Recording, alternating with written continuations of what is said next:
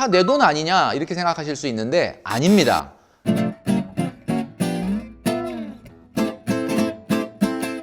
네, 여러분 안녕하십니까. 저는 방송과 유튜브에서 머니 트레이너로 활동하고 있는 김경필입니다. 여러분들의 돈 관리 근육을 키워줄 텐데요. 자, 첫 번째 질문입니다. 우리가 받는 월급 한 300에서 400번 받으면 끝나는 한계가 분명히 있는 유한한 자원이라는 겁니다. 월급이 누구 돈이냐 라고 한다면 다 내 돈 아니냐 이렇게 생각하실 수 있는데 아닙니다. 월급은 말이죠. 지금의 나, 10년 후의 나, 20년 후의 나, 그리고 30년 후의 나와 함께 써야 되는 공금이다라는 거죠. 공금 의식이 없다면 돈 관리도 제대로 할 수 없을 겁니다. 우리는 인생의 매 순간마다 소비, 저축, 투자, 대출 등 경제 문제에 대한 판단과 선택에 직면하게 됩니다. 경제에 대한 이해력이 부족하다면 우리 삶의 중요한 결정을 제대로 할 수가 없겠죠. 서울시 복지재단 자산형성지원사업은 대한민국 청년들이 경제에 대한 이해력을 바탕으로 다양한 삶 속에서 현명한 선택을 할 수 있도록 경제적 사고의 기초가 되는 기본 개념을 설명드리려고 합니다. 지금부터 두 귀를 쫑긋 세우시고요. 제가 설명드리는 내용을 잘 들어주시면 좋겠습니다. 금융이란 돈이 남는 사람의 돈이 부족한 사람에게 흘러가는 과정을 이야기합니다. 돈이 남는 것을 우리가 잉여자금이라고 하고요. 돈이 부족한 것을 부족자금이라고 합니다. 돈이 부족한 사람은 돈을 필요로 하고 돈이 남는 잉여자금이 있는 사람은 그 돈을 통해서 이자 수익을 얻기를 원하죠. 두 사람이 만나서 돈이 거래가 되고 돈이 부족한 사람에게 흘러가는 과정, 우리의 몸에 비교한다면 우리 몸을 잘 도는 혈액순환과 같은 이치다라고 보시면 될 것 같습니다. 그러니까 잉여자금이 있는 사람은 돈의 공급자가 되는 거고요. 부족자금이 있는 사람이 돈의 수요자가 됩니다. 공급자와 수요자가 만나는 곳이 바로 금융시장이 되고요.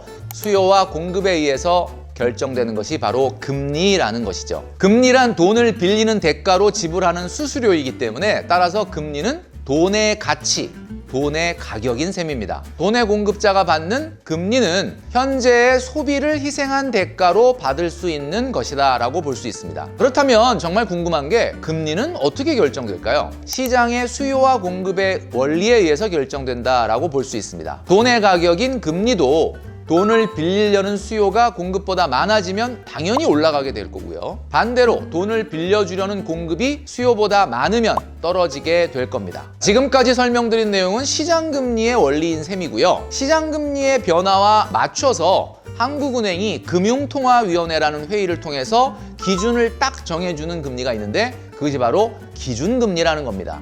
은행 간의 단기 거래에 사용되는 RP금리를 조정함으로써 시장금리에 영향을 주는데요. 1년에 8차례 정도 회의를 통해서 금리를 결정을 합니다.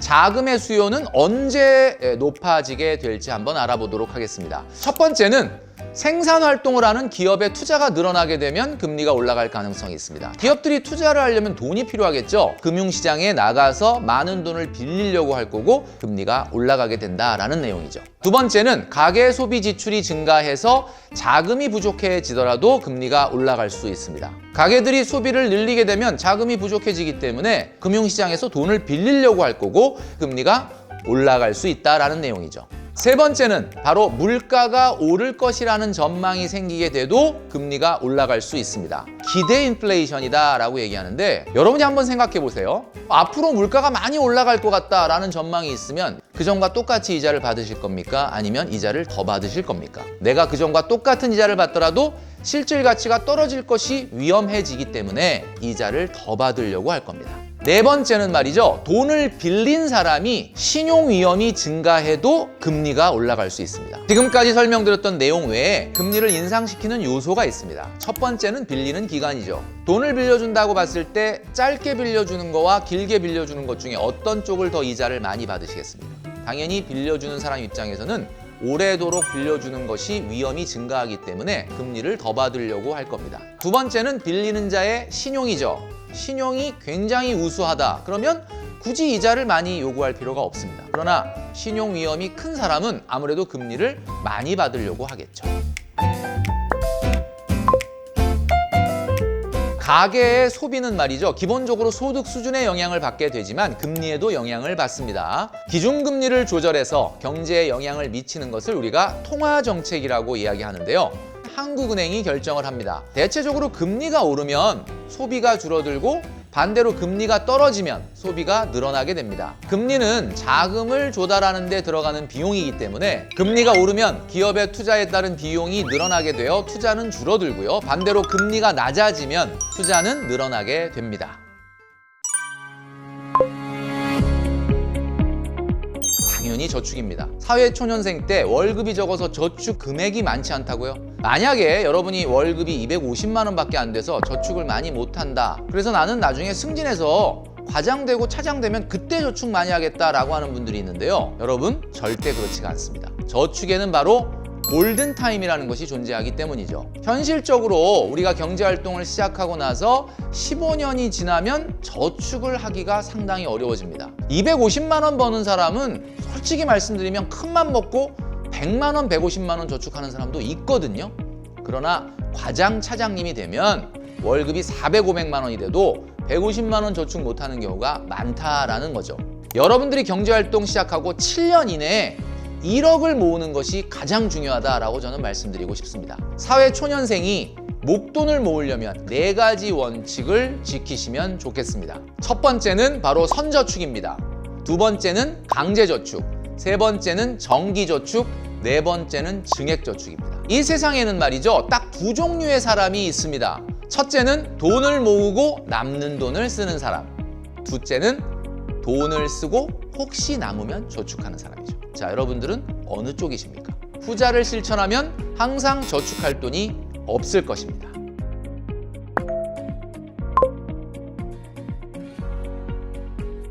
여러분들이 첫 번째로 시도해야 될 저축 상품은 아무래도 예금보다는 적금이 될 가능성이 많습니다. 예금과 적금이 무엇인지 알아보도록 하겠습니다. 예금이라는 것은 맡길 예자입니다.